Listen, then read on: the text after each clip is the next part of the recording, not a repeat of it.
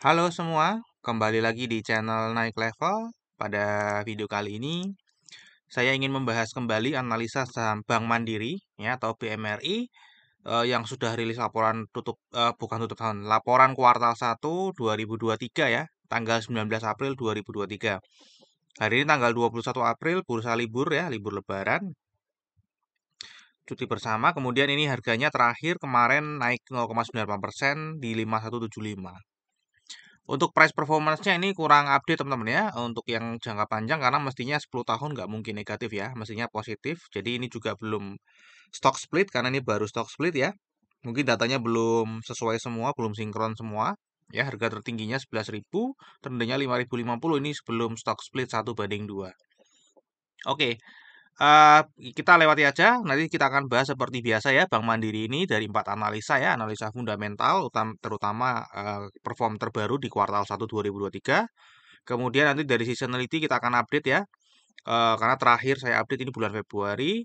Kemudian dari bandarmologi kita akan update lagi dan teknikalnya nanti kita akan review yang kemarin dan kita akan update di sini juga.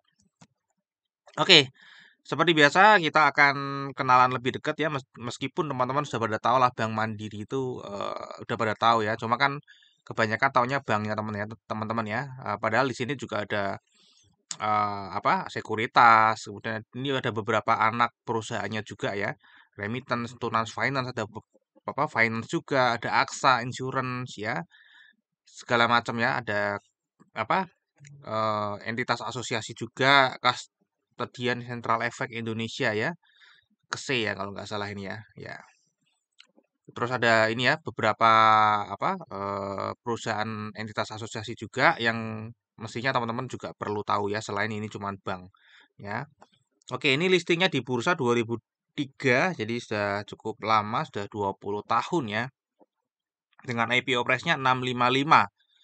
Nah, kalau kita lihat ya sudah stock split 2 kali ya, 1:2, 1:2, sehingga harga IPO price-nya 655 kita bagi 4 jadi 164. Ya, 164 dengan harga saat ini tadi 5.000, itu berarti kalau teman-teman pegang ini 20 tahun yang lalu sejak IPO dan nggak pernah jual-jual itu sudah naik kira-kira 31 kali lipat, belum termasuk dividen. Karena ini rutin bagi dividen teman-teman ya. Jadi luar biasa sekali ya di saham ini ya. Oke, ini adalah aset, ini adalah salah satu bank ya. Ini juga just information aja teman-teman ya, hanya informasi aja bahwa Bank Mandiri ini adalah bank dengan aset tertinggi teman-teman ya dibandingkan Bank BRI, BCA dan BNI. Ini memiliki aset tertinggi teman-teman ya, 1,9 triliun. Ya, kalau lihat sebenarnya lebih populer kan BCA sama BBRI ya. Padahal aset tertinggi ada di Bank Mandiri. Oke, sekarang kita akan masuk ke kinerjanya teman-teman ya. Kalau kita lihat di sini ya jangka panjang ini cantik sekali ya, naik terus, laba kotor naik terus, laba usaha juga ini naik terus. Jadi ini kuartal 1 tembus performance all time high lagi teman-teman ya. All time high lagi, bahkan laba bersihnya naiknya cukup signifikan di sini ya dibanding kuartal 1 2022. Nah, untuk secara struktur pendapatannya ini juga bagus ya, beban pokok penjualannya ini menurun ya dari kuartal 1. Kemudian beban usahanya juga turun teman-teman ya. Eh, Sehingga laba bersihnya ini naik. Jadi laba bersihnya cukup tinggi teman-teman ya. Laba bersihnya itu 40,3% dan ini tertinggi juga ya. Selain secara nominal tertinggi, secara persentase terhadap pendapatan bunga ini tertinggi teman-teman ya. 40,3% teman-teman ya dari total pendapatan bunga itu menjadi laba bersih. Untuk kinerja jangka pendeknya teman-teman ya, dari kuartal 1 ke kuartal 1 kalau kita lihat tadi naik ya 16% secara pendapatan, laba kotornya naik 11,4%, laba usahanya naiknya cukup tinggi 25,9% ya karena beban usahanya turun. Ya, beban usahanya turun 15,4%. Sehingga dari laba bersihnya jadi 27,2% naiknya teman-teman ya dari dibandingkan kuartal 1 2022. Nah, ini adalah update rasio keuangan untuk kuartal 1 2023, teman-teman ya. Kalau kita lihat KPMM-nya meningkat ya, sudah pasti meningkat ya karena kan dividennya nggak dibagi 100%, mestinya modal modal sendirinya meningkat.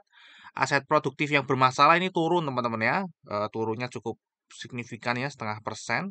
CKP-nya juga turun ya, namun ini masih sangat sehat sekali karena masih jauh di atas NPL gross ya, apalagi NPL netnya cuma 0,26%, kecil sekali ya, ini turun juga ya, turun semua. ROA-nya naik, ROE-nya naik, net interest margin-nya ini cukup tinggi teman-teman, 5,11% naik lagi. Ya, untuk BOPO-nya ini turun ya. Jadi sudah net interest margin-nya naik, BOPO-nya turun ya, beban operasionalnya turun. Cost to income ratio juga turun ya. Untuk LDR-nya ini naik tipis ya. Jadi ini semakin baik kinerjanya di kuartal 1 2023 secara rasio keuangan juga. Oke, untuk valuasi teman-teman ya, untuk valuasinya di sini pada saat video ini dibuat itu price to book value sudah 2,22 ya. Kemudian PE ratio-nya 9,61. Saya rasa ini PE ratio-nya rada nganu ya, rada salah teman-teman ya. Untuk price to book value-nya ini masih belum yang tertinggi ya. Belum yang tertinggi meskipun kinerjanya tadi adalah yang tertinggi secara price to book value. Untuk PE ratio ini sepertinya ada anomali data ya. 9,61 ini terlalu rendah teman-teman ya. Padahal kenaikannya tadi cuman 20%, mestinya nggak sampai. Ini mungkin gara-gara stock split tadi datanya belum sinkron. Ya, untuk ROE sendiri 20,07%, kalau kita bayarnya di 2,22, earning yield-nya yang kita dapat adalah 9,05%. Jadi ini terhitungnya sudah mahal teman-teman ya, harga sahamnya secara valuasi. Untuk dividen ini rutin bagi dividen ya, ini sebelum stock split teman-teman ya, sebelum stock split, dan kalau kita lihat naik terus ya jumlah dividennya ya teman-teman ya. Naik terus jumlah dividennya, terakhir yieldnya 5,11%, cukup tinggi, dan ini earning per share-nya ini juga masih anomali ya, harusnya nggak 269, karena kalau 269 ini pasti harga sahamnya sudah terbang teman-teman ya. Ini harusnya dibagi dua teman-teman, dibagi dua sehingga 1077 dibagi dua. Kemudian kalau misalnya kita akan estimasi berdasarkan performa kuartal 1 dividen 2024 ya kira-kira 60% dari 500 ya. Ini 1077 dibagi 2 dikali 60% kira-kira akan membagikan dividen 323 teman-teman ya. 323 lebih tinggi daripada 2022 ya, karena estimasinya kan naik ya. Dibagi kalau teman-teman beli harga saat ini maka yield-nya akan dapat 6,2%, jadi cukup lumayan. Oke, untuk seasonality kita akan update ya setelah kemarin terakhir bulan Februari ya. Bulan Maret naik, bulan April naik tipis ya, dan ini bulan Mei turun teman-teman, potensi turun, dan Juni turun. Jadi ini bulan April belum masih tipis sekali naiknya ya. Ini padahal sudah mau akhir bulan teman-teman ya. Ini sudah ada libur panjang ya, sudah tanggal 21 ya. Jadi untuk potensi naik terdekatnya di April ini masih bisa teman-teman ya, masih bisa naik, kemudian Juli dan Agustus ya. Cuman April ini sudah hampir sudah separuh perjalanan lebih teman-teman ya. Oke, untuk secara bandarmologinya ini masih sama ya. Dimiliki oleh negara 52%, masyarakat 40%, dan Indonesia Investment Authority 8%. Dan ini saya tambahin direksi dan komisarisnya ini memiliki saham banyak sekali dan jumlahnya nggak main-main ya per orangnya teman-teman ya, juta lembar saham teman-teman ya, jadi cukup tinggi.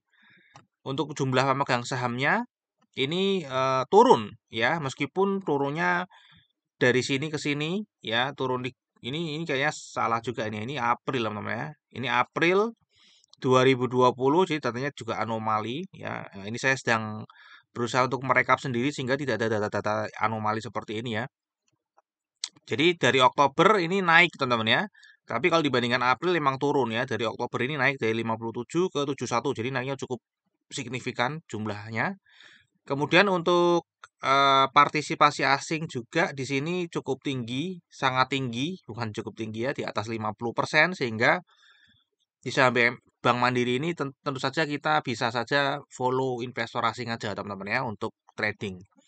Ya, dan kalau kita lihat di sini 2022 kuartal 4 dia terlihat distribusi ya, 2023 sampai di kuartal 1 itu bahkan per plus April ya masih terlihat distribusi, namun kalau kita lihat dari Februari, Maret, dan April dia sudah mulai membeli, sudah mulai hijau teman-teman ya, meskipun secara total masih terlihat distribusi kecil.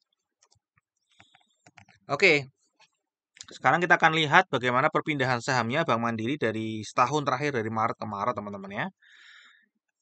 Seperti yang tadi kita lihat bahwa investor asing partisipasinya sangat tinggi di saham BMRI dan kepemilikannya juga tinggi, teman-teman ya. Ini paling tinggi jika dibandingkan dengan lokal ya. Lebih tinggi dari lokal maksudnya ya. Dari total saham yang beredar di masyarakat ya, 22,3 miliar. Ya, ini plus ini ya, Indonesian Investment Authority plus ini yang di luar negara Republik Indonesia. Ya, jadi kita memang tidak salah kalau mengikuti investor asing di saham Bank Mandiri.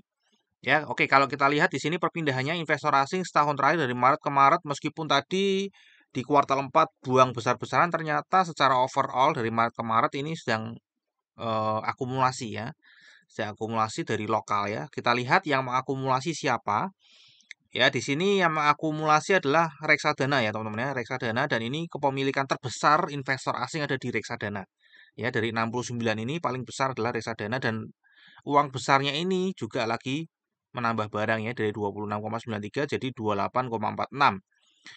Ya, kemudian ada sekuritas juga, sekuritas asing yang menambah dari 2,38 jadi 3,57. Ya, jadi ini yang membeli teman ya. Kemudian siapa yang menjual? Nah, ini ada IB, ada institusi bank juga ya, yang menjual teman-teman ya, investor asing 1,81 ya, dibeli oleh insurance, kemudian dana pensiun ya. Kemudian ini ada reksadana, ada others juga teman-teman ya. Kalau kita lihat secara lokalnya, siapa yang buang barang, ternyata ini adalah ada asuransi lokal yang buang barang ya secara setahun terakhir, meskipun ini beberapa ini juga beli lagi, kemudian ini buang lagi. Ya, 1,6% yang buang, kemudian reksadana lokal ini juga malah buang ya, buang secara terus-menerus, namun ini sudah mulai naik lagi teman-teman ya. Jadi ini Maret, Februari, Januari, Desember, November, ini sejak November sudah mulai membeli lagi meskipun masih secara Maret ke Maret masih totalnya masih jual teman-teman ya. Jadi ini masih dikumpulin investor asing. Jadi kalau ini investor asing nanti beli, terus reksadana ini beli lagi, insurance beli lagi, uang besarnya mulai membeli lagi, maka harganya akan naik lagi teman-teman ya. Yang buang harusnya ya ini teman-teman ya. Investor retail lokal ya diharapkan membuang barangnya, namun di sini kelihatan juga ikut membeli teman-teman ya. Ya, kita harapkan ada ini ya, ada yang buang barang ya teman-teman ya.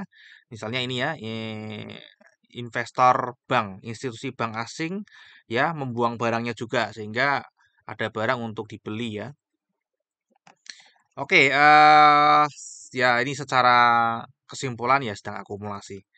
Untuk Bank Mandiri sendiri tanggal 1 sampai 18 April ya terakhir itu kalau kita lihat di sini investor asing tadi akumulasi kecil ya, setelah stock split akumulasi kecil teman-teman ya. Kalau kita lihat di Proxum juga akumulasi kecil sekali ya.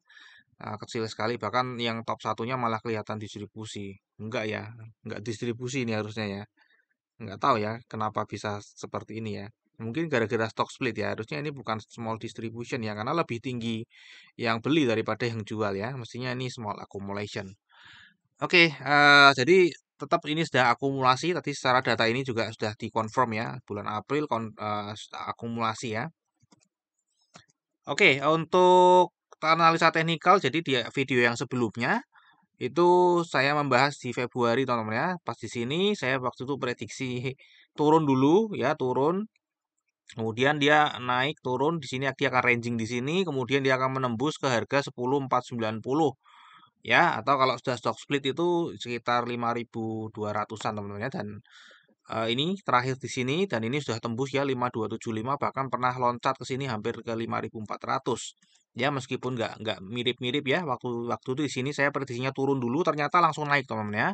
Ya, di sini saya prediksinya turun ke sini tapi ternyata langsung naik, rangingnya di atas bukan di bawah teman-teman ya. Oke, jadi ini sedang ranging di sini teman-teman ya, lagi ranging di sini. Tapi sudah menyentuh ke harga 5.275 sesuai analisa teknikal sebelumnya ya, meskipun urutannya tidak benar, namun tetap menuju ke harga yang dituju. Dan kira-kira ini harga sahamnya akan kemana lagi teman-teman ya? Kalau tadi kita lihat ya, dari perform fundamentalnya, kemudian dari perform seasonality-nya, kemungkinan April akan naik lagi ke 5.275, naik lagi ke sini ya. Ya, nah kemudian nanti bulan Mei Juni kan ada potensi turun ya teman-teman ya, mungkin akan turun dulu. Jadi dia akan tetap ranging dulu. ya, akan ranging dulu, ya, akan ranging dulu, kemudian ujungnya nanti dia akan naik ya.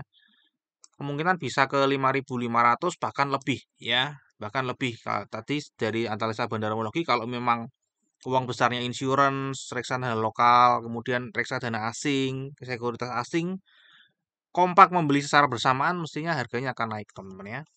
Menembus all time high lagi teman-teman ya. Oke, kira-kira itu prediksi untuk kedepannya ya. Nah, sekarang kita akan masuk ke analisa terakhirnya yaitu risam, bukan analisa terakhir ya. Untuk kinerja jangka panjangnya tadi masih naik, kinerja jangka pendeknya naik, valuasi sudah terbilang mahal ya. Meskipun gini, meskipun valuasi mahal tidak berarti harganya tidak bisa naik lagi ya. Itu tidak seperti itu ya. Valuasi mahal tetap bisa naik lagi harganya ya. Cuman memang resikonya tinggi kalau pas ada apa-apa turunnya pasti akan dalam sekali.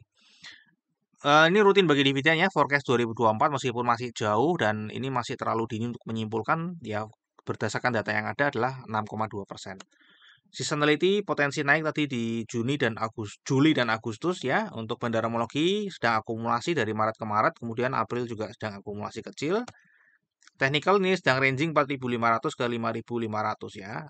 Jadi kalau sedang ranging ini prediksi saya kemungkinan dia akan menunggu sampai breakout di sini, kemudian dia akan naik lagi harganya ya, breakout di 5.500. Oke, terakhir disclaimer ya. Jadi analisa yang saya sharing di YouTube ini adalah analisa saya pribadi, yang tentu saja juga bisa salah. Jadi ini bukan ajakan jual atau beli saham BMRI ya. Silakan teman-teman tetap wajib melakukan analisa sendiri sebelum membeli atau menjual saham Bank Mandiri. Oke, sampai di sini dulu analisa saham Bank Mandiri. Semoga bisa bermanfaat dan kita akan berjumpa lagi di video yang berikutnya.